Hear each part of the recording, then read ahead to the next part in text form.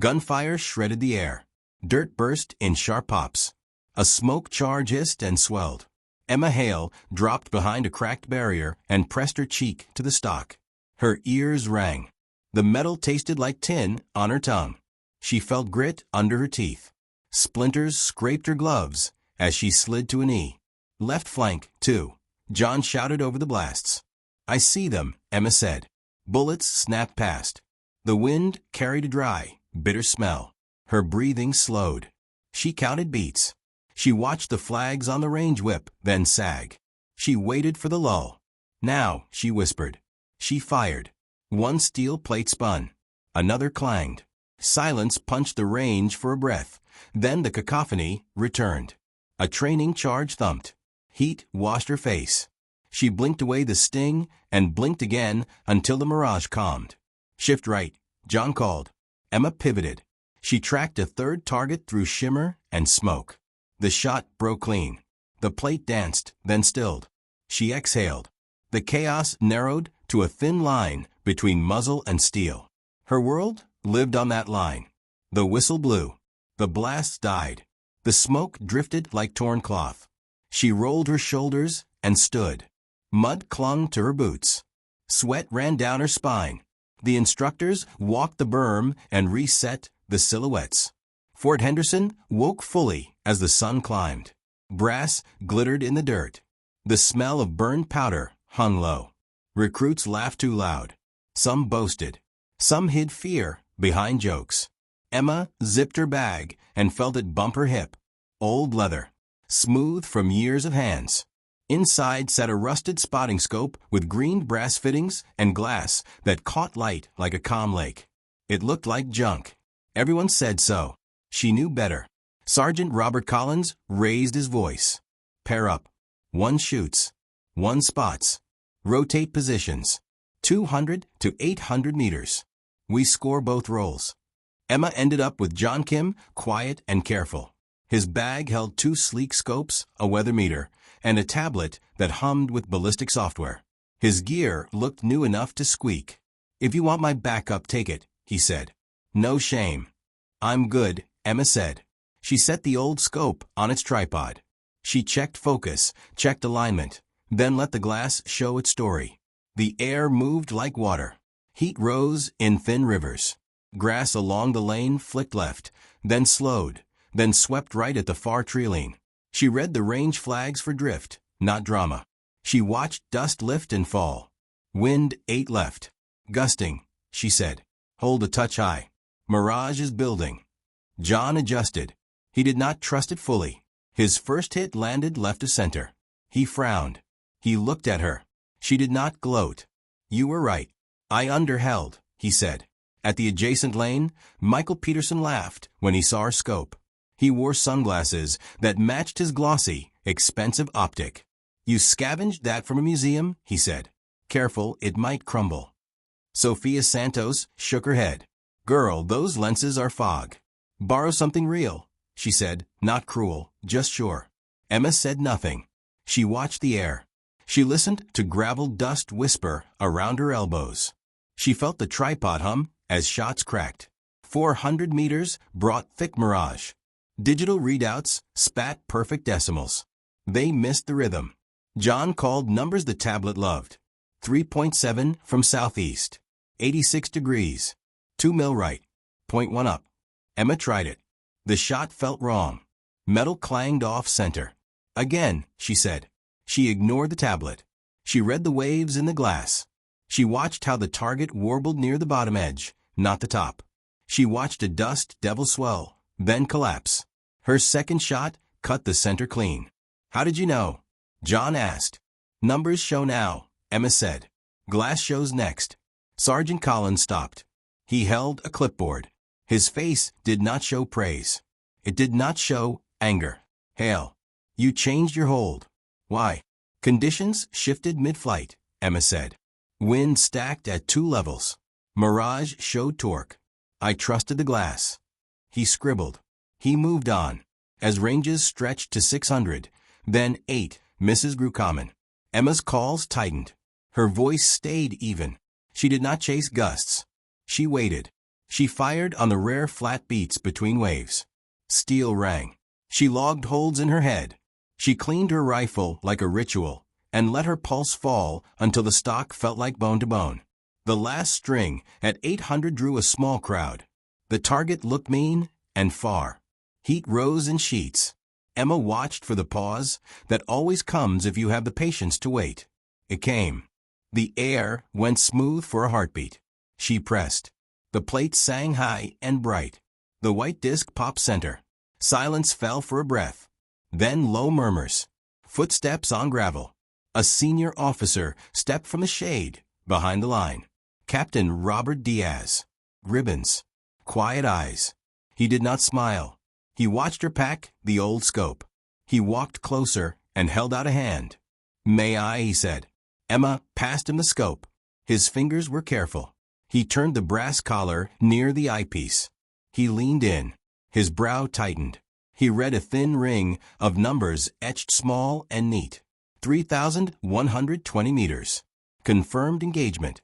Captain Diaz looked up at Emma with a new kind of stare. Not doubt. Not curiosity. Something heavier.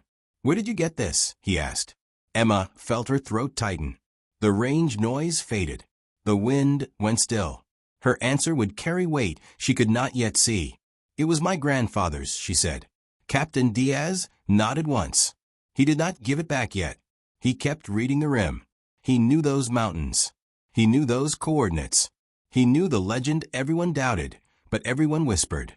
Word spread across the range like heat. The old scope had a story. People who had mocked it stopped talking. Boots scuffed. Eyes cut sideways. Sergeant Collins called the next drills, but ears pointed at Emma and the captain. Diaz held the instrument as if it could break history with a wrong touch. He traced the faint engraving with one fingertip. It had the neatness of an armorer, not a hobbyist.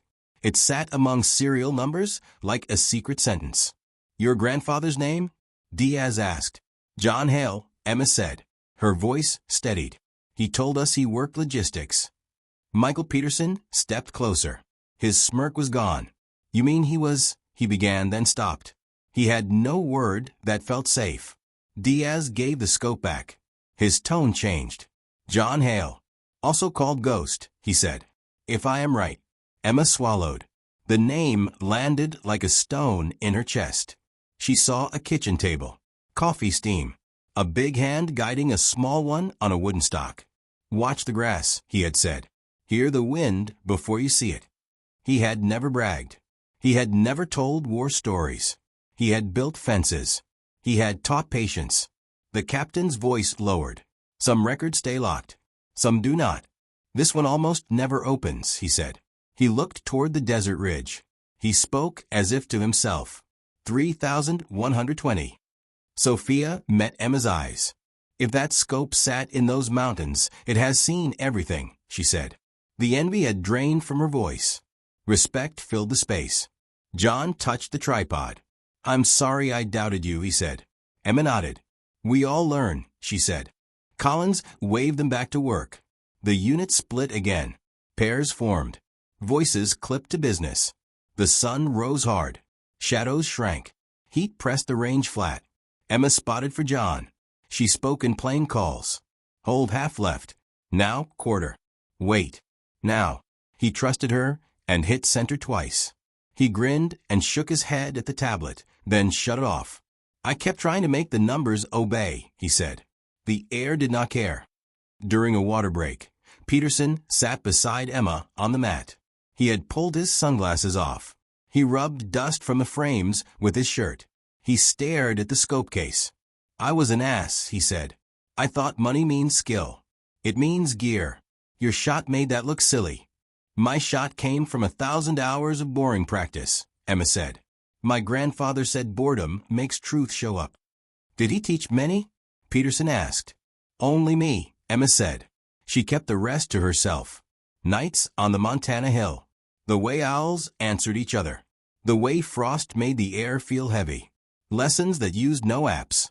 When the day closed, Collins read scores. Emma and John topped the list. He gave no speech. He only said, "Keep doing work." Boots crunched as people drifted away. Captain Diaz did not drift. He walked back to Emma with a different purpose. His steps had the sound of orders. "Private Hale," he said. "Walk with me." They stopped in the thin shade of a cinder block wall. The desert buzzed with insects. Somewhere, a truck backfired. The sound hopped off the berm and died. "I cannot tell you everything," Diaz said. "I can tell you this. That engraving is real. Those coordinates match an operation that prevented an ambush on our people. The confirmation on that rim was made by a hand that knew what it did. I saw copies of a photo years ago. Never thought I would see the glass." Emma listened. Sweat cooled on her neck. A breeze moved. It smelled like baked dust and oil. "Your grandfather kept quiet because quiet kept you safe," Diaz said. "Enemies hold grudges. Time does not matter to them." She understood. Her family had kept to themselves. They had lived clean and quiet. Now, the shape of that choice grew clear. Diaz tilted his head. "Do you know what this means for you?" he asked. "I know it means my work gets harder," Emma said, and watched. He almost smiled at that. "It means you will get opportunities others do not," he said. "It also means you will carry weight. You have shown patience. That helps." He looked at the scope again. The light made the brass glow dull and warm. "I want our people at the Army Marksmanship Unit to see you," he said. "If you are willing." Emma felt the old mix of fear and hunger. New ranges. New teachers. More pressure. More eyes. She nodded. "I am willing," she said. "Good," Diaz said. "You will get orders." As he walked away, Sophia stepped from behind a Humvee. She had waited out of earshot. She had not tried to eavesdrop. "You going to Benning?" she asked. "Yes," Emma said. Sophia grinned. "Bring the scope," she said. "Let the museum pieces see a museum piece that still works." Night fell slow over Fort Henderson. The range went quiet. Emma cleaned the rifle again. She wiped the scope glass with the soft cloth her grandfather had kept in the case. The cloth smelled faintly of cedar. She touched the etching. The numbers were shallow but sharp. She mouthed them once, like a prayer. Then she snapped the latches and carried the weight back to the barracks. Sleep came as a thin film. Behind her eyes, wind danced in layers. Targets shrank to specks. A steady hand held her shoulder and a voice said, "Wait." She waited.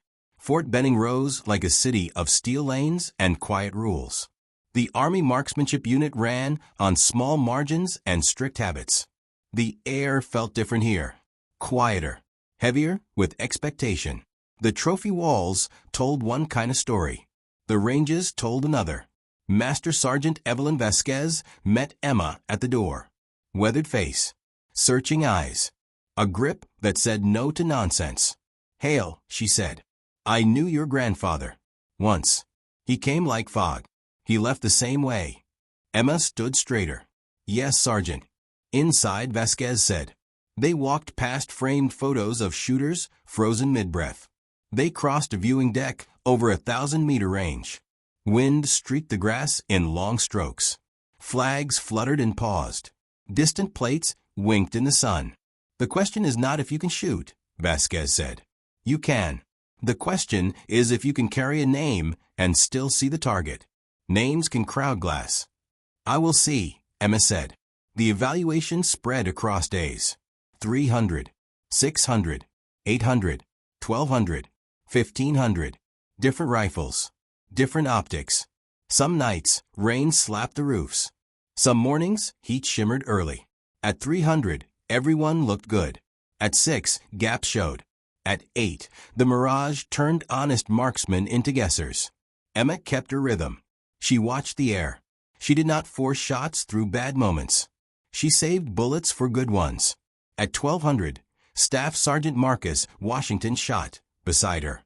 His system glowed with screens. Sensors blinked. The computer breathed numbers.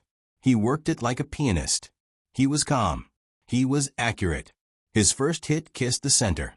Emma's first landed low and clean inside the ring. The air changed. Not the flags. Not the numbers. The way the waves bent changed. Emma saw it in the old scope. The near mirage slowed. Midfield shifted right, then left, then right. Far Mirage rose, as if pulled by a hidden hand. Washington fired. The bullet cut right. He grimaced, confused. Emma waited for the near and mid to agree for a blink. They did. She pressed. Center. A few heads turned on the deck. Vasquez wrote something on a board without looking away. Washington walked over. What did I miss? He asked. Stacked wins, Emma said. Numbers saw the near layer. They did not see the fight at 2/3. He peered through the old glass. I think I see it, he said. You feel it first, Emma said. Then you learn where to look. They pushed to 1500. The target looked like a nail head on a far fence. Heat smeared everything. The bullet would float out there for a long, exposed run. Emma built her position like a mason. Elbows set. Stock pocket exact. Cheek weld the same as yesterday, the same as 3 years ago. She breathed down to nothing. She let the world narrow to a crosshair on a silver speck, and the long story between them. She watched for the quiet seam in the air. Not a full calm.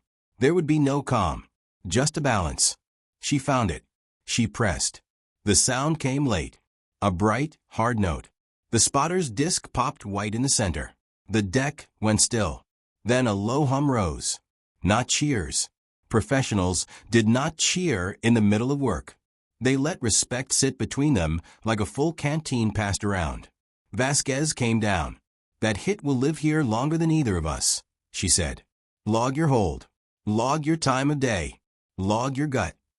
Emma wrote it all. She added a note her grandfather had always made. Air felt heavy near ground. Lighter at mid taste metallic. Bees active. He believed small things told big truths when added over years. She slept that night with muscles thrumming. The quiet did not last. Her phone vibrated at 0014. Hail. Building 7. Bring the scope, Vasquez said. Building 7 had no sign. It had cameras that did not blink. It had guards with clipped voices. Inside, a room glowed with maps and screens.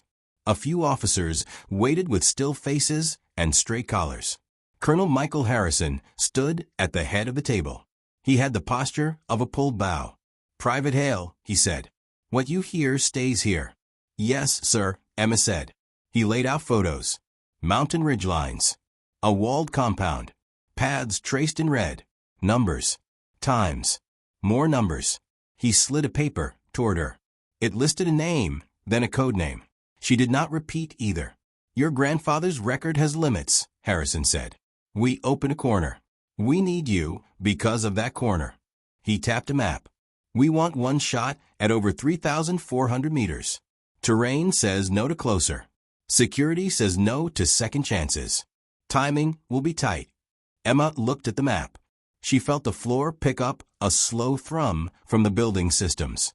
The scope case felt heavier on the table. I am still in training, she said. Not as excuse. As fact. Harrison nodded. We have shooters who can do many things, he said. What you did at 1500 was not common. How you did it was rarer. You carry a way of seeing. We need that. You will not go alone. You will train more. You will go only if you choose. Emma pictured her grandmother's hands around a coffee mug. She pictured fence posts in snow. She pictured a boyhood hill under her grandfather's boots, a shadow long behind him. I will train, she said. Then I will go. Harrison's jaw eased. We start now, he said. The room emptied. Emma stood alone with the maps. The scope case clicked as she closed it. The brass had warmed under the lights. Outside, the night smelled like pine and wet concrete. A breeze lifted the hair at her neck. Somewhere in the dark, a flag rope knocked a pole with a hollow ping. She did not feel fear. She felt responsibility settle into place like a bolt closing true. Training turned into a narrow life. Dawn glass. Noon heat. Midnight math. They built shots across canyons and flatlands. They built shots across swamp air and thin alpine breath. Emma learned to map winds by insect flight and smoke waft. She learned to read hawks as living anemometers. She ran until her legs filed complaints. She lifted until her hands split. She mended and returned. Sophia Santos joined the team as comms and second spotter. Calm. Precise. Funny when allowed. All business when not. I will question your calls, she told Emma. Not to doubt you. To protect you. Good, Emma said. Question me. The gear list grew heavy. The rifle came in a case that looked like it could ride a tank. The old scope traveled in its same leather. The contrast made people smile. No one asked to switch cases. On a quiet Sunday, Emma called her grandmother. She spoke around the edges. She could not say where or when. She could say she would be gone. Her grandmother listened with soft patience. Your grandfather woke with numbers on his lips, she said. He carried them all day like stones in a pocket. He never put them down. He did not complain. He baked bread. He watched deer at dusk. He kept his word. I will keep mine, Emma said. I know, her grandmother said. Take the cloth in the scope case. He wrapped his hope in that. The day of departure came with a sky like bleached bone. Planes moved them like parcels. Helicopters took the handoff. The last ride bucked through black mountain wind. Rotors thumped. Cold air slid under collars and bit at wrists. The team sat down on a rocky ledge that felt too small. The night ate sound. They moved by red light. Boots kissed stone, then lifted. No chatter. No second steps where one would do. The observation point was a natural notch in a cliff face. It gave them a slit to the valley and a spine to rest against. It gave them one way out. Sophia set antennas. She whispered updates. The world beyond the notch came alive on her handset in simple lines. Blue team in place. Assets green. Weather feed stable. No local traffic. Emma built the position slow. She leveled the platform. She checked the bubble twice. She unlatched the old scope. The brass looked almost black in the night. She breathed on the glass once to fog it, then polished with the cedar cloth. She let the cold air bite her lungs until her heartbeat matched it. Dawn leaked into the valley in bands. The compound appeared out of shadow. Low buildings. A central yard. Guards posted where guards always stand. A new guard yawned at a gate and rubbed his eyes. A truck sat nose in along the wall. A sheen on its hood told her the breeze there came from the right. Sophia ranged. 3,470, she whispered. Target below us by 800. Air data coming. Emma watched the mirage build in thin strings from the dark soil. She watched it shear to the left at mid-run. She watched it pull right near the target wall. Layers argued. She would need all of them to agree for one breath. Sophia read the device. 4 to 7 from southwest. Pressure dropping. Temp climbing. Device sees here, Emma said. Glass sees there. She adjusted dials with small clicks. She wrote the holds on a slate. Then she crossed them out. She wrote new ones. You want to run a 3-shot ladder? Sophia asked. 1 shot, Emma said. We will not get a second window. Sophia took it without flinch. Then we wait for your seam, she said. I will watch the far flags. You call the near. They waited. Wind tugged the hood on Emma's jacket. The rock under her elbows went from cold to cool. Sounds rose from the valley. A goat bleated. A metal door scraped concrete. Men talked and their voices carried like thin paper. Time came tight. The person they needed would cross the yard on a schedule. The schedule did not care if the air argued. The shot would have to cut through the argument and end it. Emma took one last sweep with the old scope. The near layer eased. The mid pulled left, then slowed. The far stopped its right tug for a breath. She felt it in her teeth first, a slight hush in the bite of the wind. The seam. Now she breathed. Now Sophia echoed. Emma settled.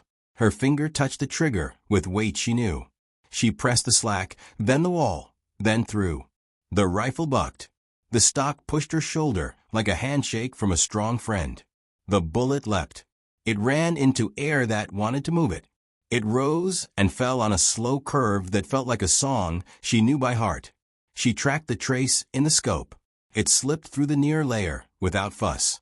It skated the mid and gave a whisper to the left. It met the far, and the hush held. A small figure stepped into the yard at the last instant.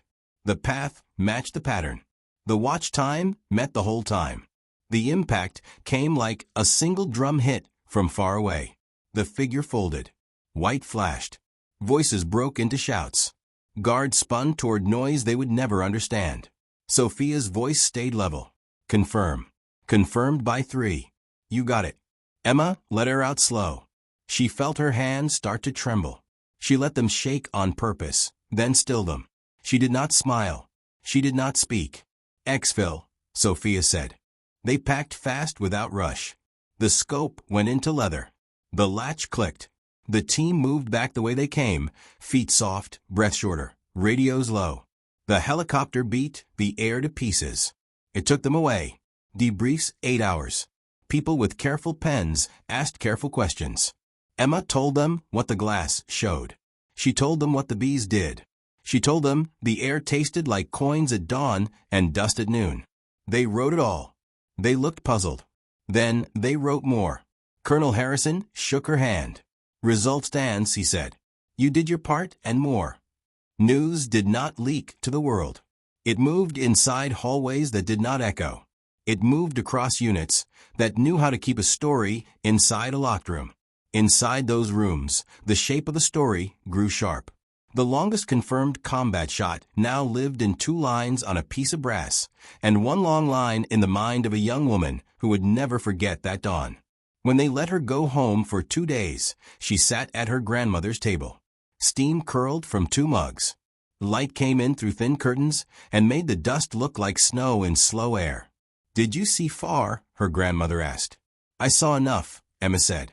They did not need more words. They ate bread with butter.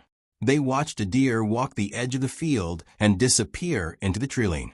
Back at Benning, someone from the small museum reached out. They asked to see the scope. Emma carried it in. The curator wore gloves. He touched the brass with reverent care. He asked Emma if she would add 1 more inscription. She thought of greed. She thought of pride. She thought of teaching. She nodded. She would not carve it. An armorer would.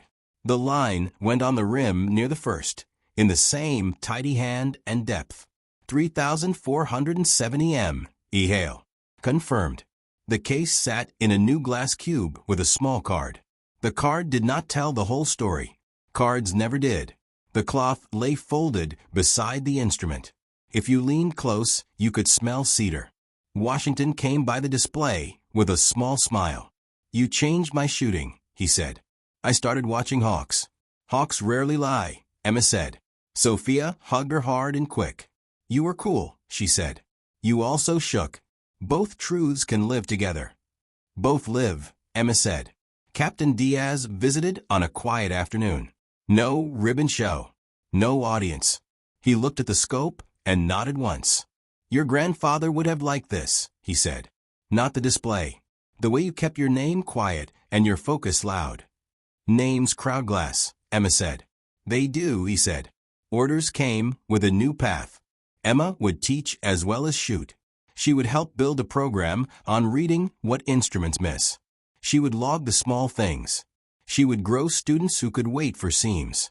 She returned to the range where the story began. Recruits whispered when she walked by. She ignored it. She lay on a mat next to a private with hands like bird bones and fear in her face. What do you see? Emma asked. I see shimmer, the private said. What does it do near the base of the target? Emma asked. It leans, the private said. To which side? Emma asked. Left, the private said. Then hold right, Emma said. A whisper, not a shout. The private nodded. The shot rang. The white disc rose. Good, Emma said. Again. On her way out, Michael Peterson caught up to her. He held his fancy scope under one arm like a football. I'm still learning, he said. I keep wanting the numbers to love me. They will, Emma said. When you love the air first. He laughed. Then he grew serious. What will you do now? Emma looked at the far berm. Heat shimmered and made the world sway. Somewhere behind it, the next thing waited with its quiet face. More work, she said. Better notes. The sun slid lower. Shadows stretched. A flag rope knocked the pole with a dull, steady sound. You watched me fire that last shot and watched the wind pause for a breath. Would you have taken it when I did, or would you have waited? Final question for you to comment on. When your tools and your instincts disagree, which one do you trust first? And how do you decide fast without losing precision?